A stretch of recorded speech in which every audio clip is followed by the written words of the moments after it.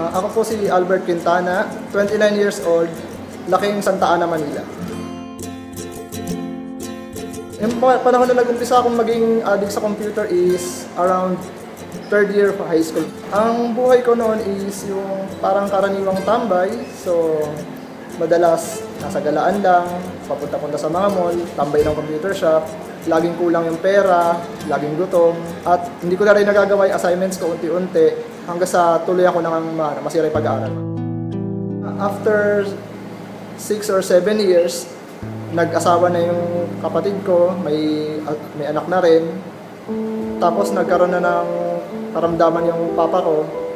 So naisipan ko hindi na pwedeng ituloy pa yung ganito. So nag-decide na ako maghanap ng paraan para mabuhay. Nahirapan ako maghanap ng trabaho dahil hindi ako graduate ng high school. Nung naghahanap ako ng paraan para makapagtrabaho, nag-decide ako na pakinabangan ko ano yung kinahiligan ko, yung computer. Nag-search ako sa internet at may nakita ako na sa TESDA meron silang vocational course na computer hardware servicing. Nakita ko rin na sa AMA Computer Learning Center, meron silang course na Networking and Telecommunications Technology na ang requirement is TESDA certification NC2 sa computer hardware servicing. Mas pinili ko mag-techbook na course kasi medyo matanda na ako, 29 years old ako ngayon. So kung sakaling nag-take ako ng 4-year course or bachelor's degree, medyo mahirap na yung age requirement para sa work. After 1 year, nagkaroon kami ng competition sa University of Makati. Pinalad naman ako na naging champion sa networking category noong event na yun. After that, so medyo naging feeling confident, nag-take up ng assessment for NC2. So pinalad din, nakapasa naman.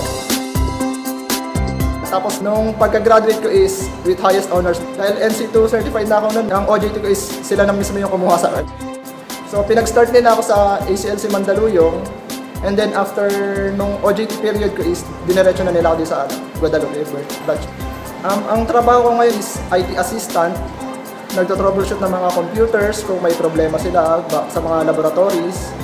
Nag-assist din ako sa mga instructors at sa admin personnel pag may problema silang technical. Ang future plans ko sana is magdagdag pa ng mga higher levels ng certification so para makapag-trabaho sa abroad. Ako si Albert Quintana, Tatak TESDA.